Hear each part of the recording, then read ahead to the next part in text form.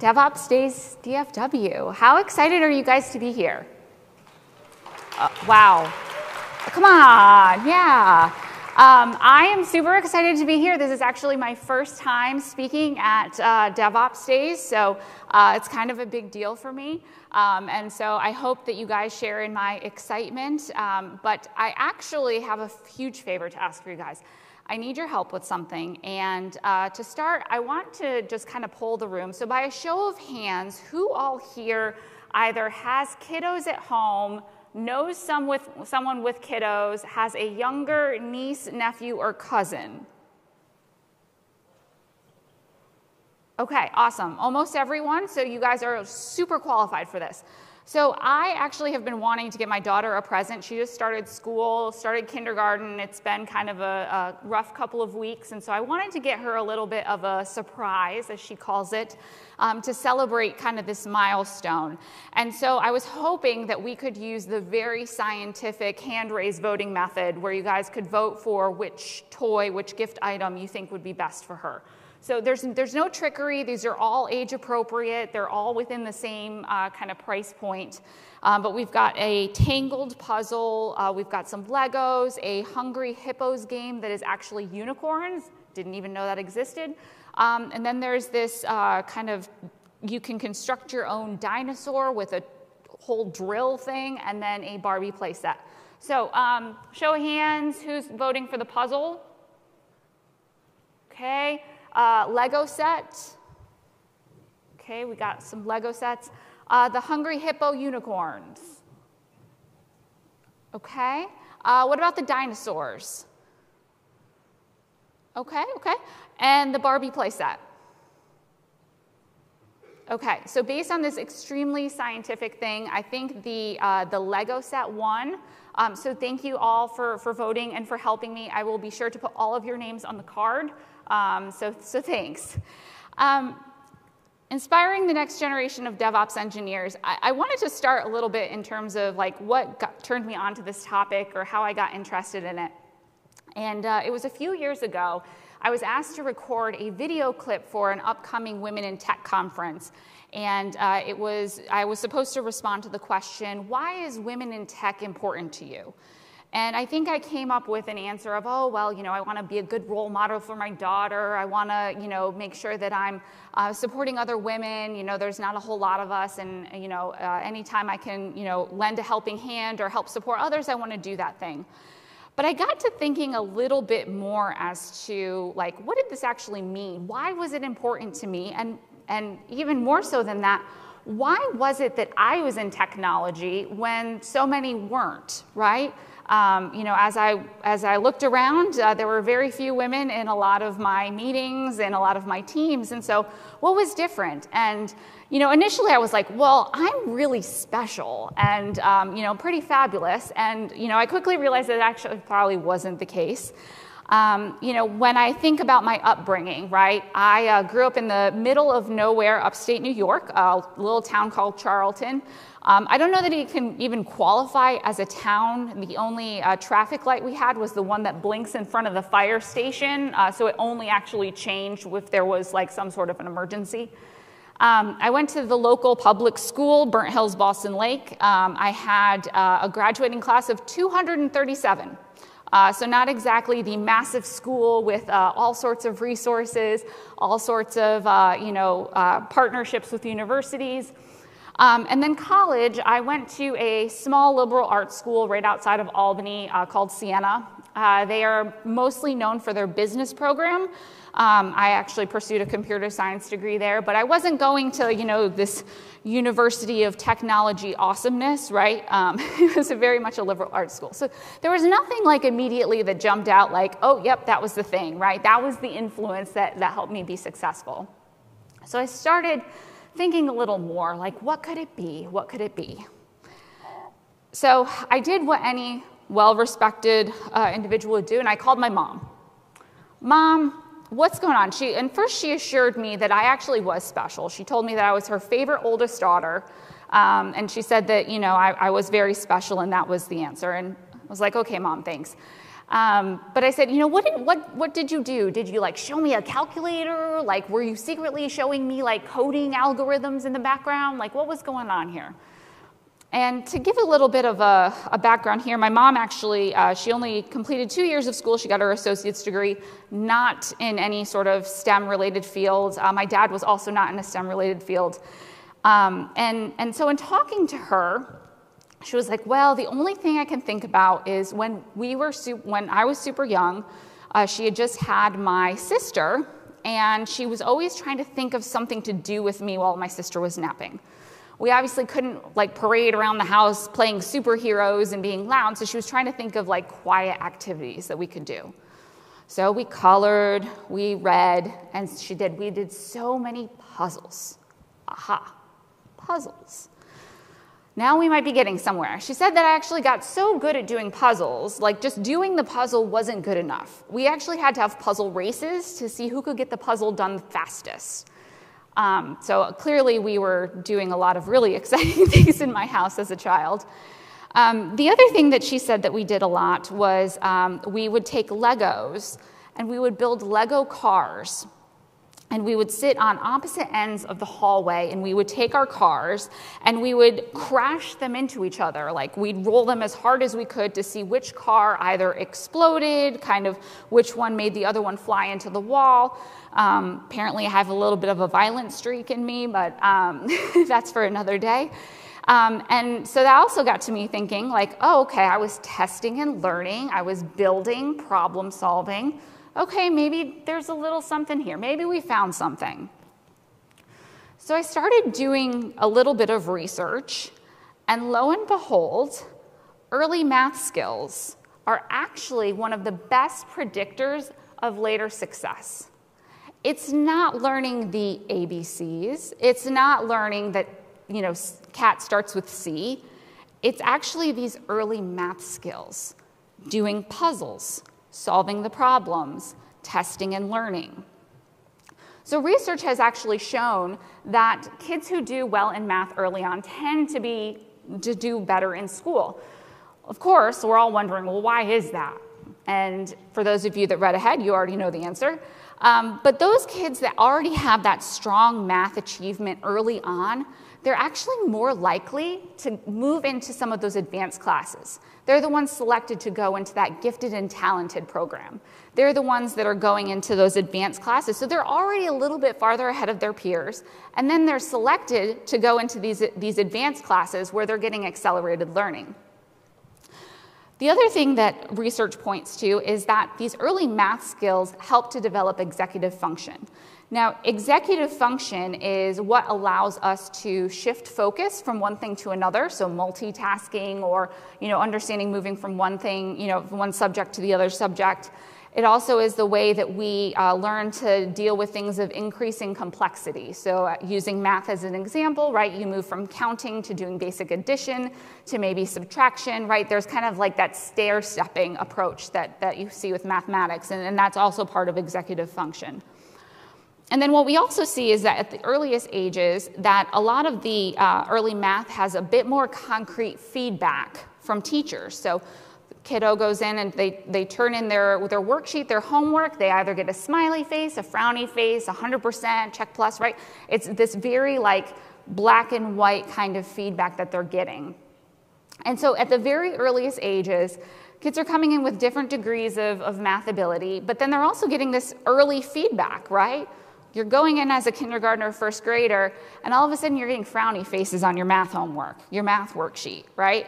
What is that going to, like, what narrative is going to start playing in your mind? Wow, I'm bad at math. It's not too much of a jump to then say, well, I'm bad at math. I'm actually not great at school either, right? So we're starting out where math is one of the fundamental ways that we predict success later on in life, or later on in your academic career. And we're kind of setting the stage of disinterest in math and or science, right? The two are a little related here. So there was a study done, and this is a little dated, I think from 2017, but it was testing the proficiency of math and science at varying levels. And what you can see is already at the 4th grade, only about 40% of students are hitting what we're describing as proficient for this study. Now, proficiency, obviously, this is one study. We all know that, taking a standardized test, it depends on the day. Some kids are better at standardized tests than others. It's not always a good indication of, academic performance or ability. But what the data is showing is that actually by the 4th grade, we're already seeing a little bit of challenge in terms of some of these foundational skills that are critical to a future in a STEM-related field, right? Math is kind of the building block to a lot of what we do.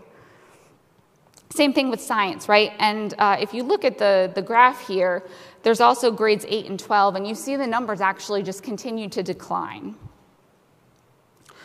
So why is this happening? What is going on here? So we see that kids at the earliest ages are already maybe internalizing, I'm not good at math, or maybe they don't have the reinforcement of those early math skills because they're focusing on those literacy skills, the ABCs, learning the alphabet song, learning how to read. There's so much emphasis on early reading, understanding how to read and write your name, right? And there's a less of a focus on these math concepts. And so as we look as a child kind of progresses through their educational career, the students who take AP science classes are 8 times more likely to major in computer science. Also, participation in extracurriculars like a coding camp or doing some sort of workshop is also highly indicative of some of those outcomes, including college graduation. But what we don't see, or what isn't as obvious, right, is what disadvantage this puts some students at. Not every school has an AP computer science class. I'm here to tell you that upstate New York, Charlton, Burnt Hills School District does not have AP computer science, right? So there are some kids that are already at a disadvantage because those programs aren't accessible to them, or perhaps their parents don't have the ability to either put them into some of these workshops, put them in some of these camps, or maybe even have the workplace flexibility to do so. So we've taken a 40% kind of population of kiddos that are not so maybe, or that are proficient at math, and we further dwindled some of them because of some of these extracurriculars and the lack of access to some of these more advanced programs. By the 12th grade, only about 1/3 of students are interested in a STEM-related field. Only 1/3. It's pretty small. And of those 1/3, only 17% have the math proficiency that we think would enable them to be successful within a STEM career. If those numbers aren't a little shocking to you, they were shocking to me, right? I knew of the leaky pipeline for females, right, or for some other underrepresented groups, but the fact that we've gone from this, kindergartners come in with all of this excitement and curiosity and, wanting to learn, and all of a sudden we're seeing it's like this massive funnel where so many kids are being kind of excluded out of this. This is the future of our industry. This is the future of some of our workplaces. These are our kiddos, our nieces, our nephews, right? And we are setting them up to not be able to have the skills to be able to pursue a STEM career. When we get to college, as many as 60% of college students who start in a STEM major actually drop out of that STEM program and pursue a non-STEM major. So they start out as a computer science major, and then they switch to accounting, right? Why? Why is this? Why are we seeing a further dwindling of an already very, very small number? Well, STEM majors, well, I don't know about you guys, but the first couple of years of my computer science program was actually kind of hard, right? There were a lot of these intro classes, things that I have never done before, and it was challenging. And so oftentimes these college students are coming in having been high achievers in high school, and all of a sudden they're getting a B, or maybe even a C in some of their intro-level classes. How does that impact their interest? How does that impact their line of thinking as to, wow, how successful am I going to be in this? And so there's a lot of sensitivity to this early on, and they end up leaving the major because they're like, oh my gosh, like this is going to kill my GPA. How am I ever going to get an internship? How am I ever going to get a job? Because they're worried that these foundational classes that they need for their major are going to impact their ability to be successful and find a job. I did some Googling, and I came across this tweet. And I think this kind of solidifies it. And, I didn't go and research Ben to kind of get a life story or anything, but Ben tweets about how he got a 2.4 GPA in the first semester of college and thought that maybe he wasn't cut out to pursue an engineering major, right? Today, he's building spacecraft and designing things to go to the moon, right? So here's a very good example of someone who had maybe not a stellar GPA those early years, stuck with it, and actually is now super successful. Another example from Jackie here saying that in her first college physics exam, she got below a 25%. And was urged by her professor to go try something easier. Go do something easier. And now she is a full professor of seismology and definitely has embraced her success in that field. So students are getting these maybe not so stellar grades. They're getting discouraged. And then already half of the population, half of adults, think that STEM is too hard. So there's already this kind of societal pressure of STEM is really hard, I'm getting bad grades. Well, duh, yeah, I'm going to change my major. This isn't for me. I shouldn't do this. I'm not cut out for this.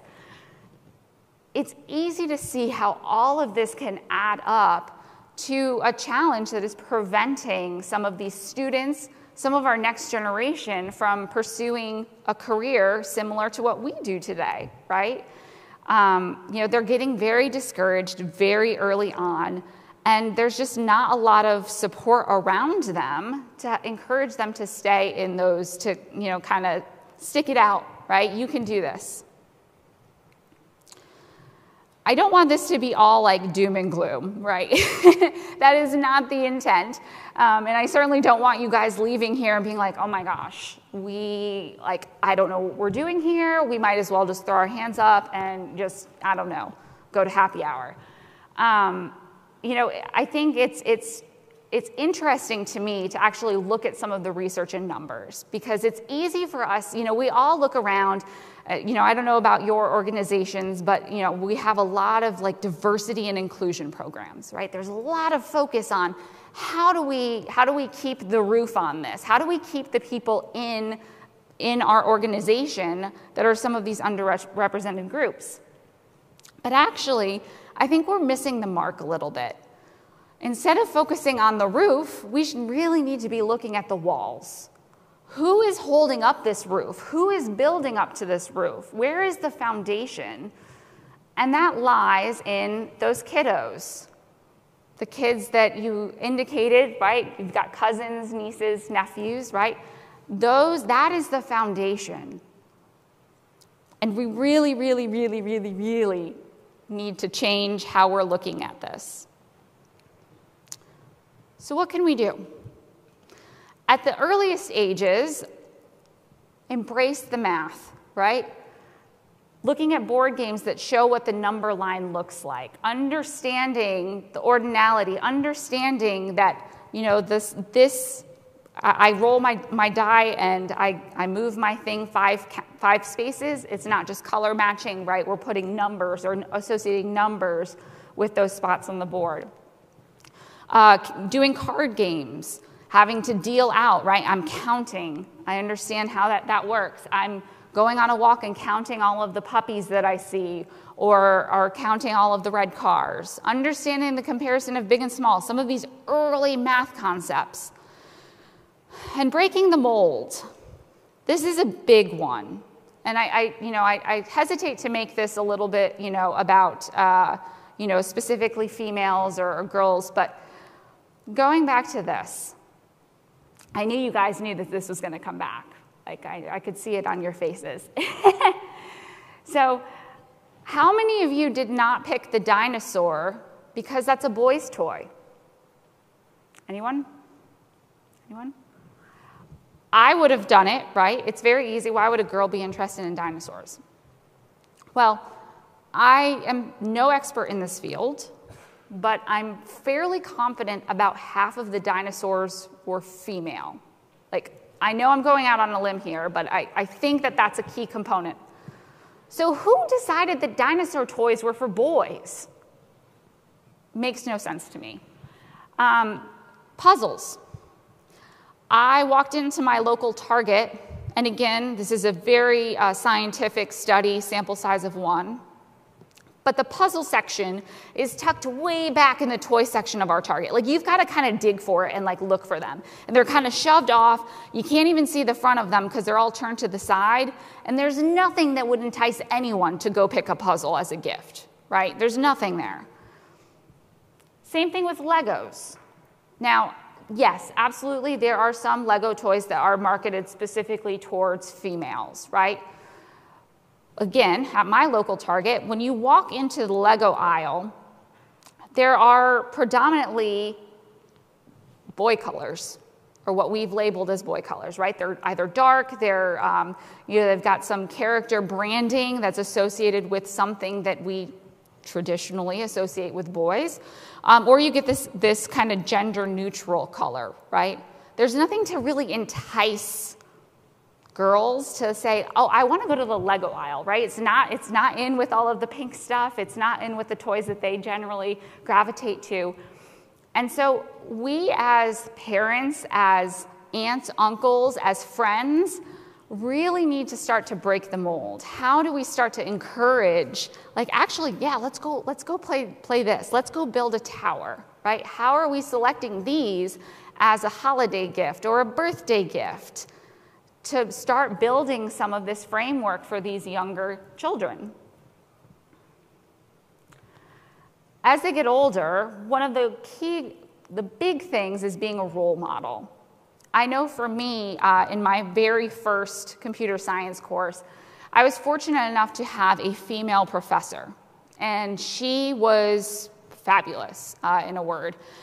Super inspiring, super engaging, and for me, it was exciting because she's here teaching this thing, I can totally do this, right? But how many kids don't get that opportunity? How many don't get to see someone that looks like them when they're in some of these courses, right?